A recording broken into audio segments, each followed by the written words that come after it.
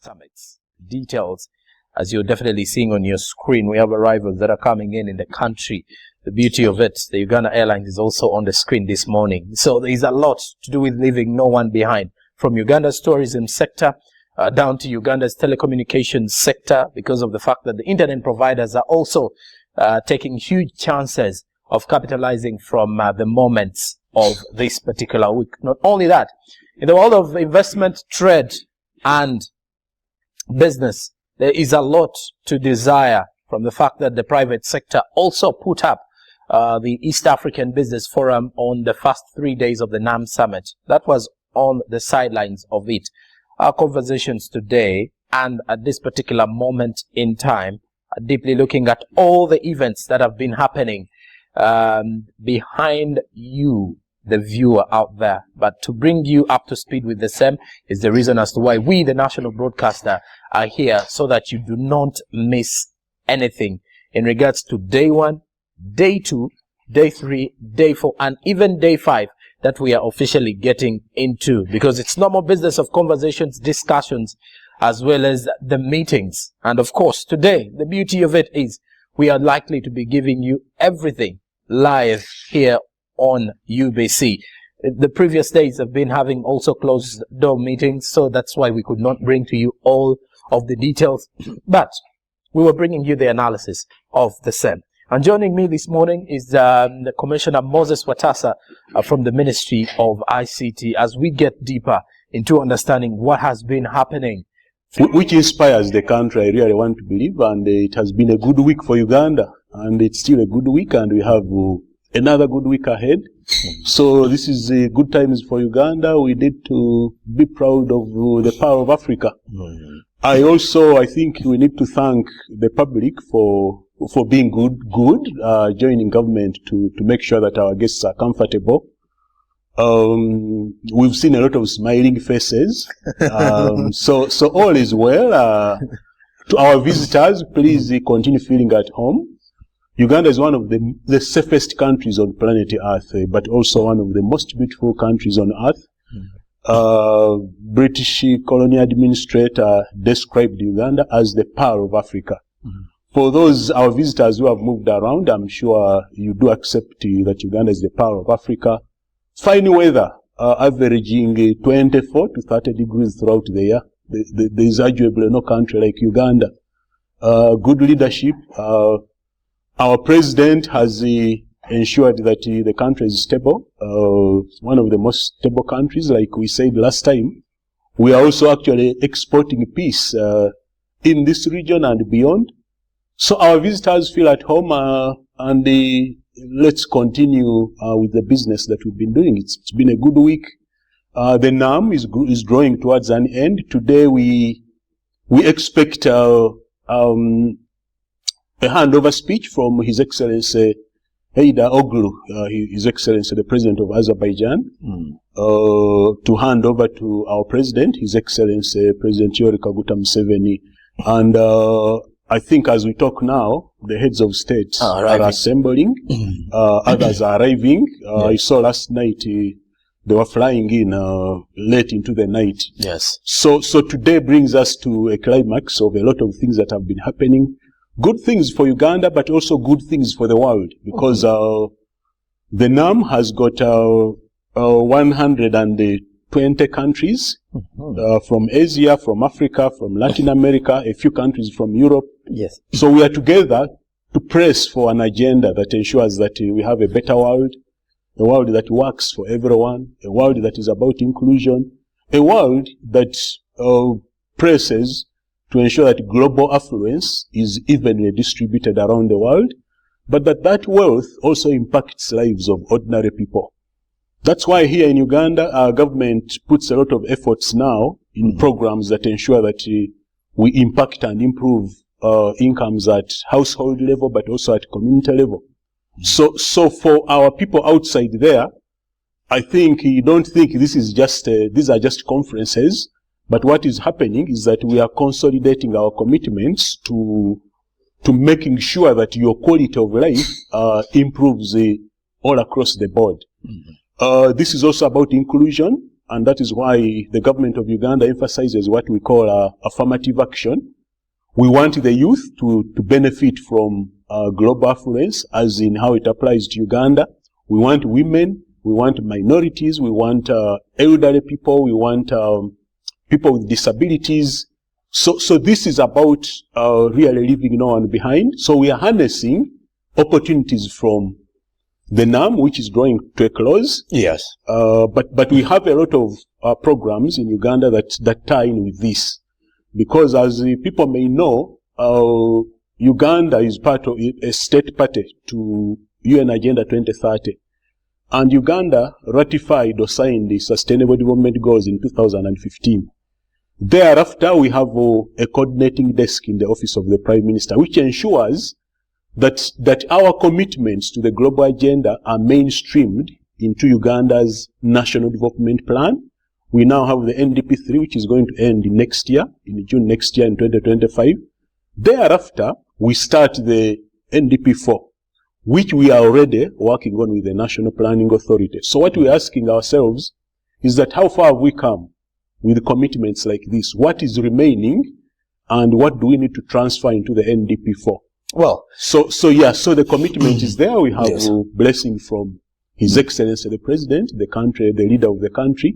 And if you have blessing from the top, things can only work and get better. Okay. And we also have an arrival, as you can see on the screen. We shall be giving you details of who it is and under which capacity is that VIP delegate who has arrived at the Entebbe International Airport. We continue to remind you that we shall be receiving more, or we are expecting more arrivals in the country. As we look at some of the presidents that did arrive late in the evening yesterday, you get to see President Emerson Gwagwa of Zimbabwe, who was received by the Chief Whip, Hamson Obua. And what we do know so far now is the Prime Minister of Morocco, who is in the country, who has been received this morning.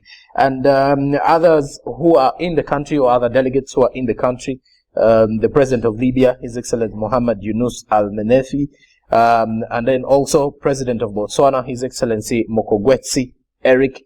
And then we have the President of Burundi, His Excellency Evariste Ndayishimiye. And we also have the Special Representative of China's President and the Vice Premier of the State of Council, His Excellency Liu Gaozong, who also was received yesterday by General Katumba Wamala.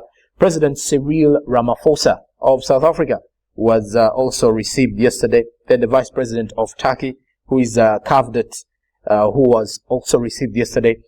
President William Ruto of Kenya was also received yesterday. And what we do have is the Prime Minister of Morocco, that is Aziz Akonauch, who has just been received this morning.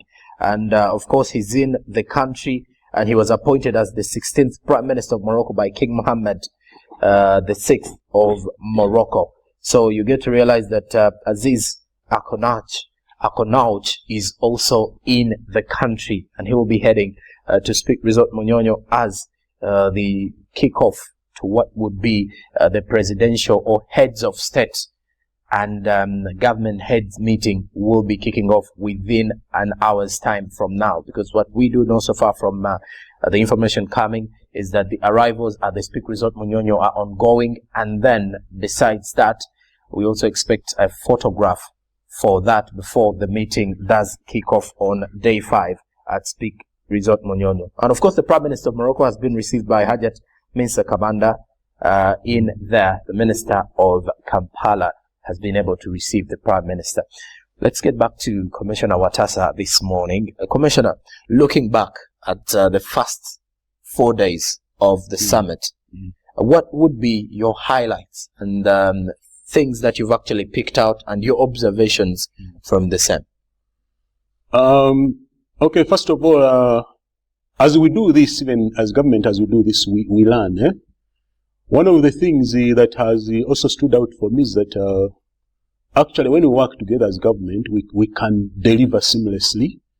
And on this note, I want to again, in a special way, thank our head of the National Organizing Committee, our head of public service, Madam Lucena Chove, We've been working ministries, foreign affairs, agencies. You know, there's been a lot of work, things to do with the infrastructure, protocols. As you can see there, people receiving visitors. Everything is working well. And as a learning government, this is an area we are going to strengthen.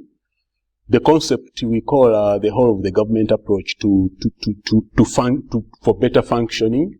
So it has been good, and these synergies mean that government can actually deliver so seamlessly. So ourselves, as we know, UBC, you are part of the ICT Media and Publicity Subcommittee. We've accredited seamlessly local and foreign media, and the coverage has been good. Thanks to UBC. 7. So all this means we are going to create more jobs. We are going to further grow our economy, which is now at $50 billion already. Yes. Like we said last time, by the end of this financial year, that is in June this year, this economy is projected at $55 billion.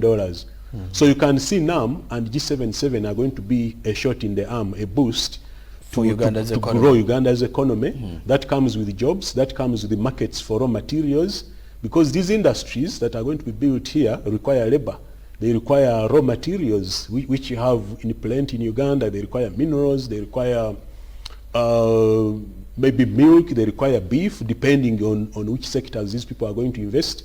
So this is what we call a multiplier effect in economics, or the trickle-down effect, meaning that as we do this, there is actually something for everyone. We've seen the low-hanging fruits, these visitors buying, like we said, here at the National Theatre. I saw them buying a lot of African shirts, T-shirts, the crafts, the necklaces, and the money is coming back into the economy. Yeah, the money is already flowing into the economy. There are those who have been around, doing excursion trips around the greater Kampala. We know that some of them are going to explore Uganda further. So the other objective of positioning and leveraging Uganda as a choice tourism destination has also received a big boost. I saw yesterday our outgoing representative for UNDP. She read a beautiful poem about Uganda and its beauty, talking about the uniqueness of its depot, the greatness of Queen Elizabeth, Makshoni Falls. Uganda has some animals you can only find in Uganda, all over the world. You can only find them here. We have more than 1,000 bird species, including birds one can only find in Uganda. You can't find a country like Uganda on planet Earth. Right. So we are leveraging these fora to amplify the message about Uganda. But even tourism itself offers a lot of opportunity for investment, like transport, investing in infrastructure like lodges as well. So it's both an attraction which brings in money, because it's one of our highest income foreign exchange earners, I think, now at about... Especially as we are setting Uganda to be a destination for mice. Absolutely. Meetings, incentives, conferences, and exhibitions. Yes. So now Uganda is actually the place to be. So compatriots watching us now, this is our country that we should be proud about. Because as you are saying, we have, we've not probably had a week like this in Uganda before. You have the NAM, it's ending. You have the G77, it's starting. And you have the IGAD, which started and ended. And all of this is happening in Uganda within a space of a fortnight. And so this is a country we should... These things are not coming accidentally. Yes. Because there are things we are doing right. On the screen you can easily see the Prime Minister of Morocco, whose motorcade is just a minute away from leaving or setting off from the Entebbe International Airport VIP wing. And of course the chances are he will be heading to Speak Resort Munyonyo, and of course to meet up with the other heads of state who will be in there for the opening of the 19th Summit of Heads of State and Government of the Non-Aligned Movement. And that is for the starter of program for day 5.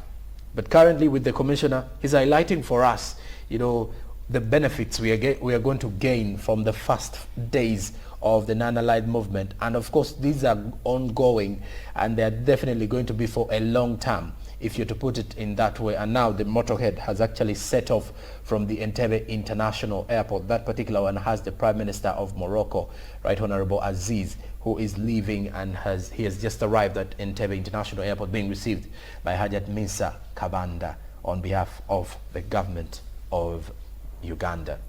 Our background here in studio is having a well encrypted message of leaving no one behind for the third